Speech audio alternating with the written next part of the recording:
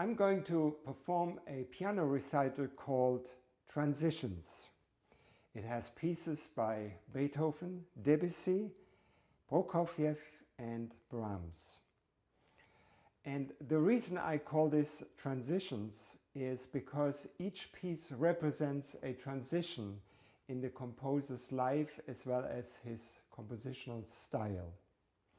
I start out with the Beethoven Sonata in D major, opus 10 number 3, a piece that he wrote when he was 25 years old, and so it was about 4 years after Mozart's death. With this piece, he embarks on the separation from the very typical type of writing a classical piano sonata.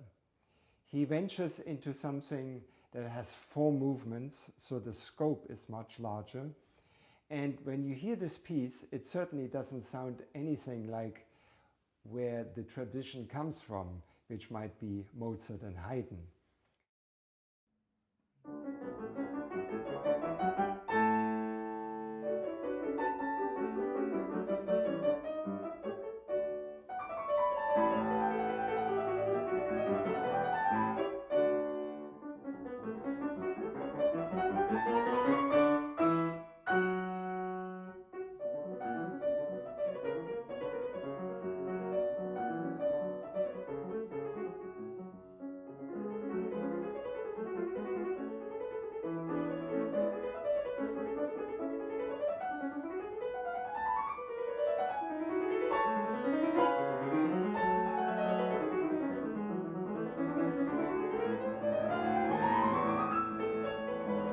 So after this very energetic, youthful first movement in the Beethoven Sonata, Beethoven contrasts all that with a very sad, a very tragic, a very mysterious second movement.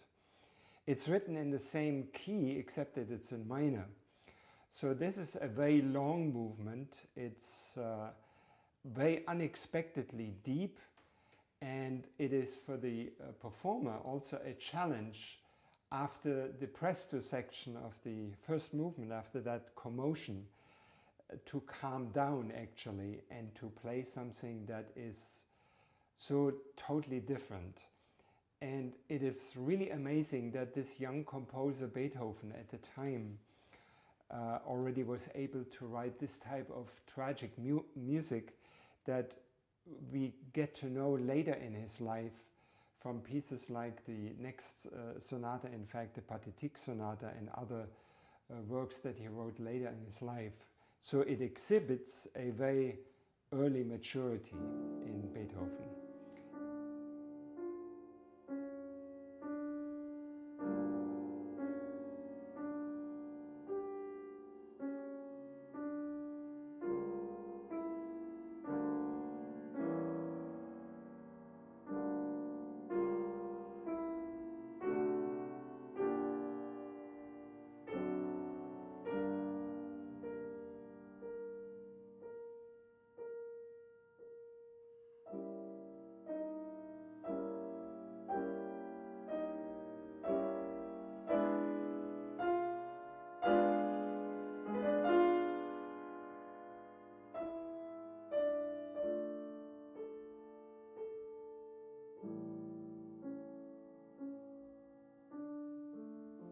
After this tragic second movement, we need an antidote, and that would be a minuet. Of course, the minuet is not a dance like it used to be in the Baroque time. It is a movement that is very refreshing. It is maybe dance inspired, but it is certainly not to be used as a dance. And typically in these sonatas, especially in the early times, a minuet that later became the scherzo is a movement full of contrasts.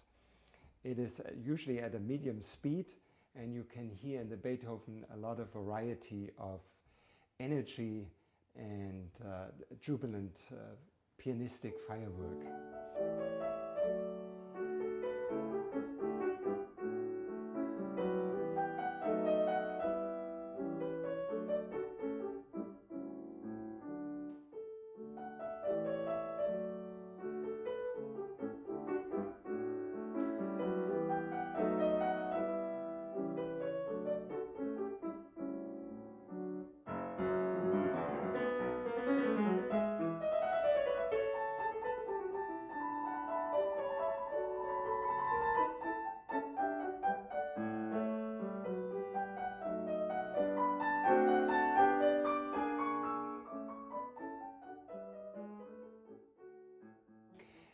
that is followed by a fourth movement that raises a question, literally. The opening motive will show you a melody that becomes the motto of this movement. And if you would put words underneath the melody, you would say maybe something like, "Where am I?" or "What time is it?" And this question then is answered musically by Beethoven in a most fantastic and inspired way.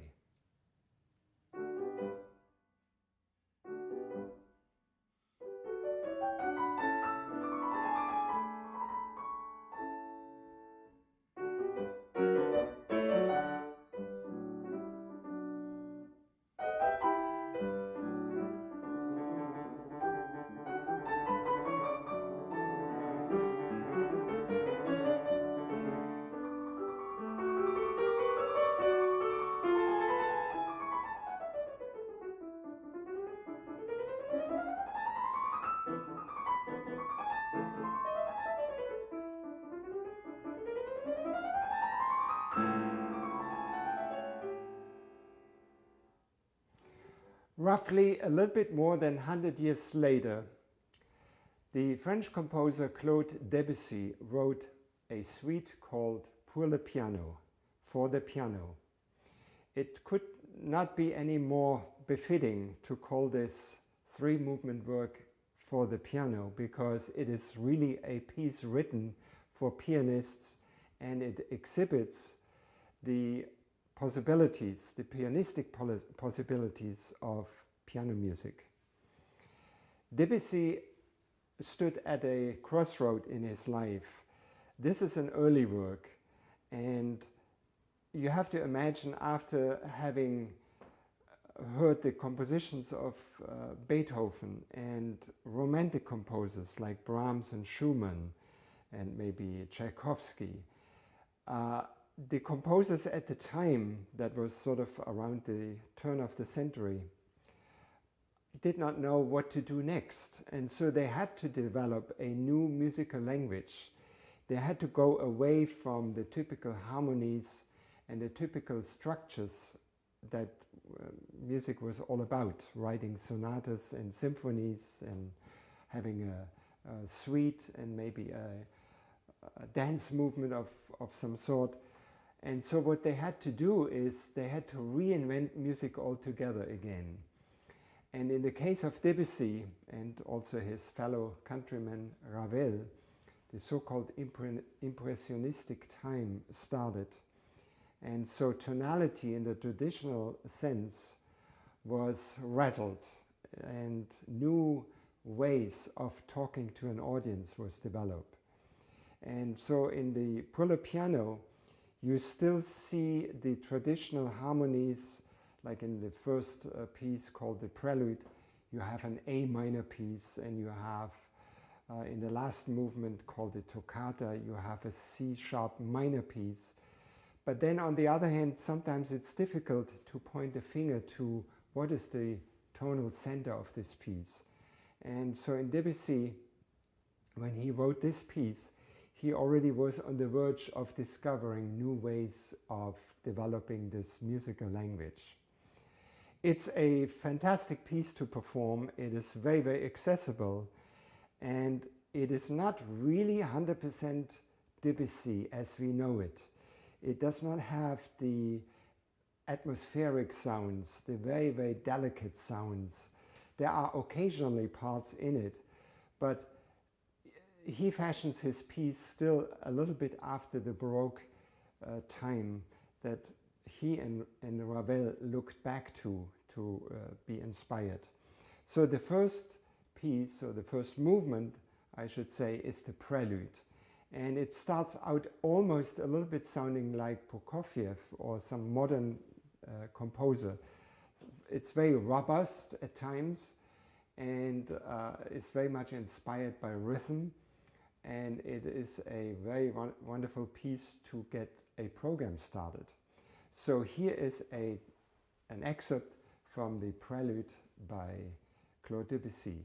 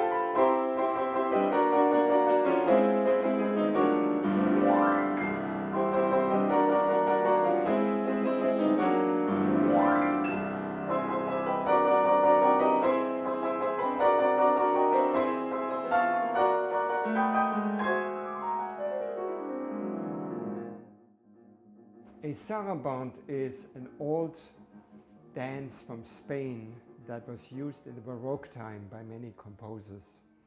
And interestingly enough, Debussy goes back to this old dance, not just in the Pour le Piano suite, but also in other compositions.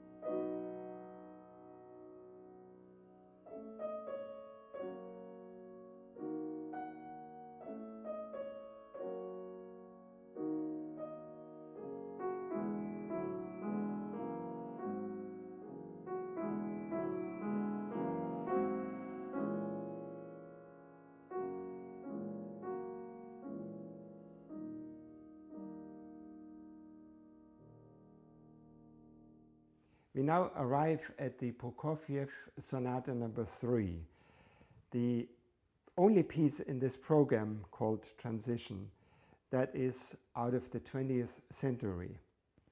It's by the Russian composer Prokofiev, who must have been one of the most important pianists at his time, and played all the repertoire. Towards the end, though, he only played his own works. It has the subtitle From Old Notebooks. When you listen to the melodies, and there are melodies in this piece, many of them in fact, you have the feeling you heard this before, as if the melodies would be borrowed from other composers or other styles in music. Of course, they're all original melodies. They're not folk tunes or something borrowed from another competitor. But the style, how he presents it, is such that you have the feeling, I heard this before. And of course, the language that he develops for the piano is totally different than what was played so far. And that is to use the instrument occasionally as a percussive instrument to somehow stamp out very percussive rhythms and to be brutal at times. In the third sonata, he is on his way to do that and to develop that, as he did in his last sonatas.